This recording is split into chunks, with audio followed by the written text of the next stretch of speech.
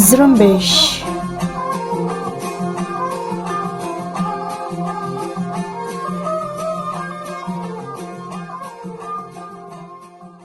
یہ ریڈیو زرمبش اردو کی آواز ہے۔ آج 20 مئی اور سال 2021 ہے۔ آج کے نیوز بلیٹن میں سارین بلوچ حاضر خدمت ہے۔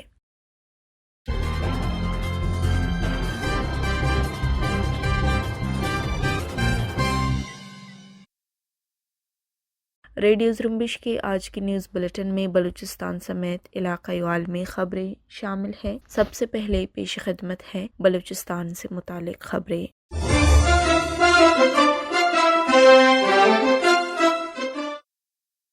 سبی میں لہڑی کے علاقے گوڑی میں قابض پاکستانی فوج نے چھاپہ مار کر 4 افراد کو حراست میں لینے کے بعد جبری طور پر لاپتہ کر دیا ہے۔ جبری لاپتہ کیے جانے والے افراد میں سے 2 کے نام تاحال معلوم نہیں ہو سکے ہیں۔ چھاپے کے دوران قابض پاکستانی فوج نے خواتین پر تشدد بھی کیا ہے۔ لاپتہ کیے گئے 2 افراد کی شناخت ہوت ولد رندہ ڈومکی اور نوخاف ولد یارو ڈومکی کے ناموں سے ہوئی ہے۔ دوسری طرف کیچ کے علاقے شہرک میں منگل کے روز قابض پاکستانی فوج نے جالب اقبال نامی شخص کے گھر پر چھاپہ مار کر چادر 4 دیواری کی تقدس کو پامال کی اور گھر میں موجود خواتین اور بچوں کو تشدد کا نشانہ بنا کر جالب کے بڑے بھائی حلیم اقبال کو اغوا کرنے کی کوشش کی، مگر خواتین کی مزاحمت پر وہ حلیم اقبال کو لے جانے میں ناکام ہوئے۔ یاد رہے کہ حلیم اقبال کو قابض فوج نے اس سے پہلے بھی اغوا کیا تھا۔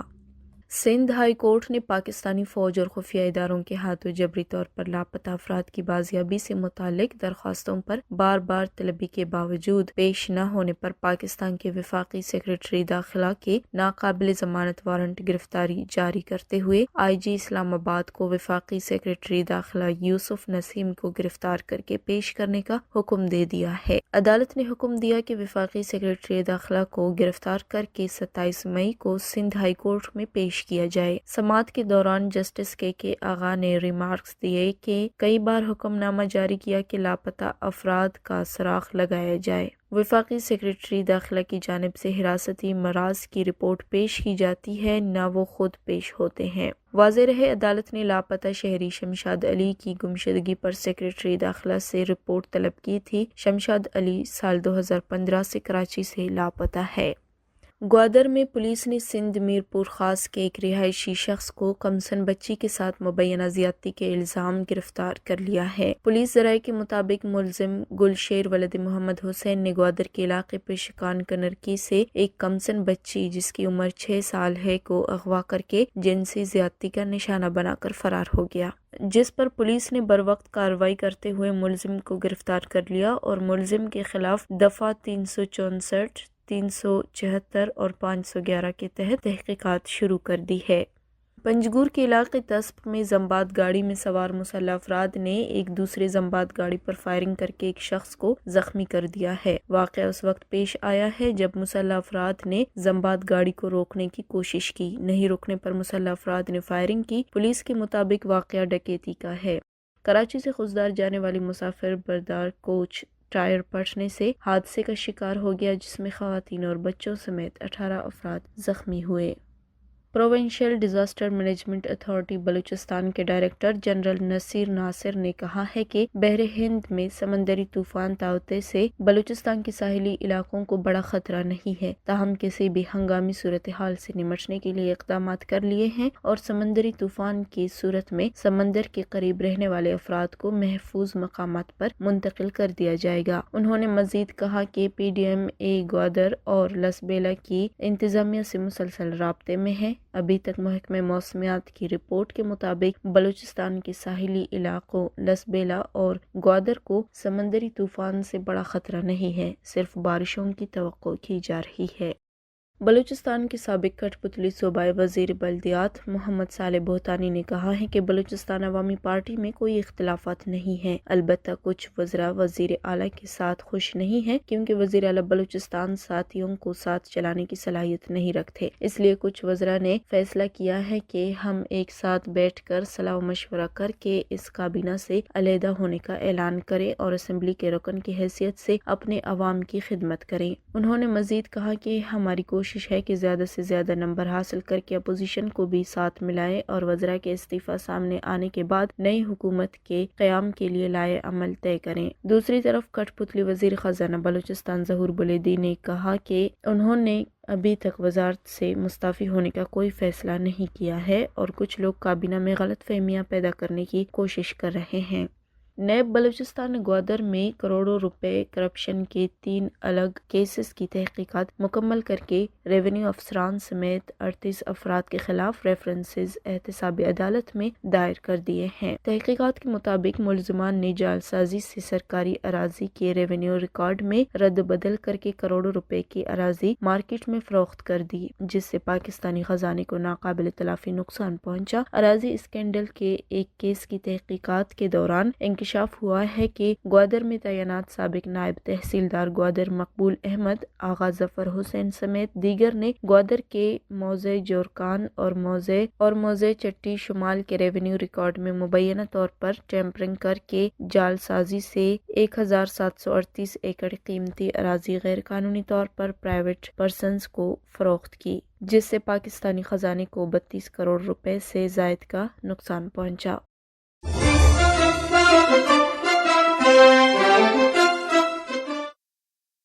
یہ تھے بلوچستان سے متعلق خبریں۔ اب علاقائی و عالمی خبریں پیش کر رہے ہیں خلیل بلوچ۔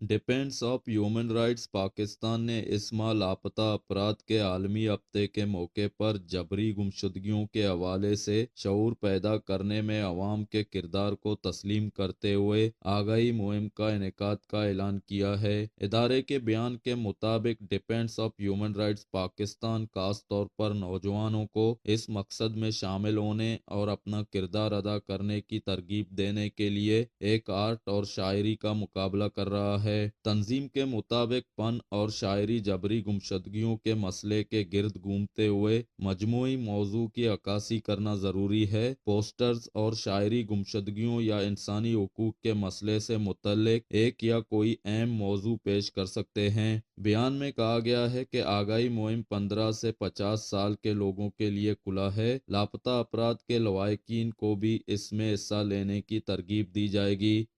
غزہ کی پٹی پر اسرائیلی فضائی حملے بدھ کو 9ویں روز بھی جاری رہے، جہاں تازہ حملوں میں متعدد فلسطینی ہلاک اور درجنوں زخمی ہوئے، جبکہ اسرائیلی فوج نے کہا ہے کہ اس نے تازہ ترین کارروائی میں غزہ پٹی کی جنوب میں فلسطینی مزاحمتی تنظیم حماس کے 40 زیر زمین ٹھکانوں کو نشانہ بنایا ہے اور حماس کے عسکری ونگ کے سربراہ محمد زیب کو 2 مرتبہ ہلاک کرنے کی کوشش کی جا چکی ہے، جبکہ حماس نے بھی اسرائیلی شہروں پر کئی راکٹ فائر کیے ہیں، اور حماس کے مرکزی رہنما ڈاکٹر خالد قدومی نے کہا ہے کہ جب تک اسرائیل کے مظالم ختم نہیں ہوتے ہماری مزاحمت جاری رہے گی۔ دوسری طرف فلسطین بحران پر سلامتی کونسل کا چوتھا ہنگامی اجلاس بھی بے نتیجہ ختم ہو گیا۔ رپورٹس کے مطابق اجلاس 1 گھنٹے سے بھی کم وقت جاری رہا اور کوئی مشترکہ اعلامیہ بھی جاری نہیں کیا گیا۔ اس موقع پر فلسطینی مندوب نے مایوسی کا اظہار کرتے ہوئے کہا کہ اقوام متحدہ غزہ پٹی میں فلسطینیوں کے لیے انسانی امداد کی اپیل کرے۔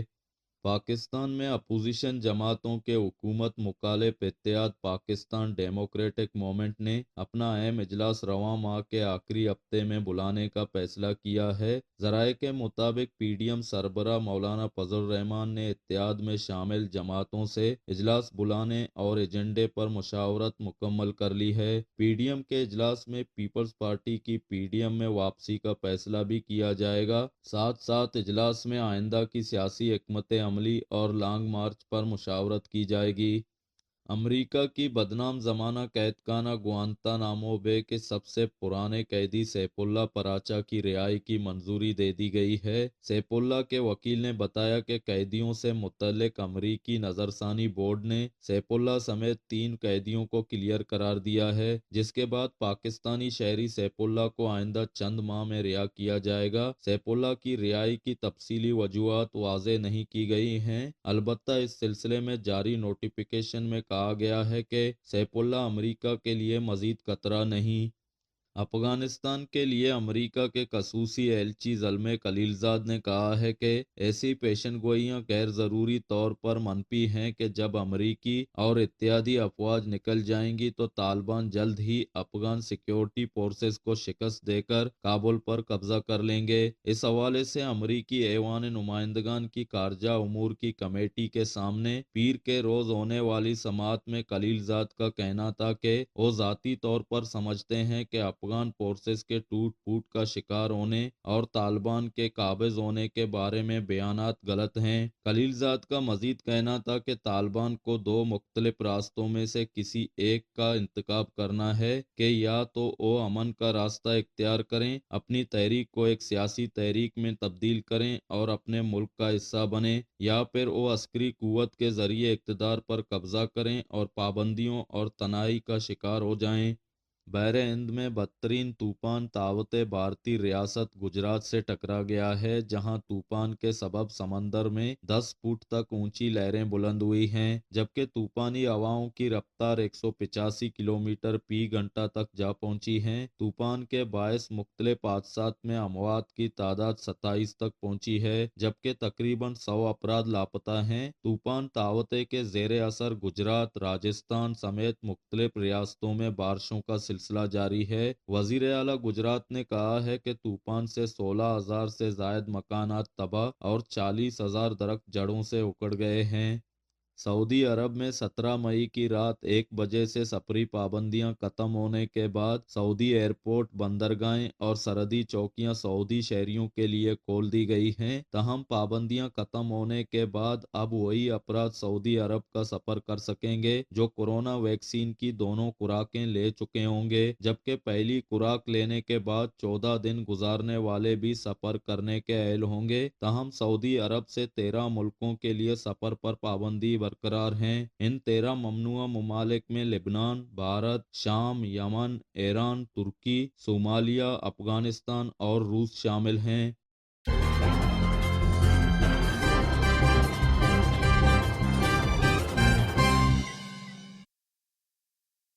اسی کے ساتھ ہی آج کے نیوز بلیٹن کا اختتام ہوتا ہے۔ سارن بلوچ کو اجازت دیجیے اور مزید خبروں کے لیے وزٹ کرتے رہیے ہماری ویب سائٹ زرمبش.com۔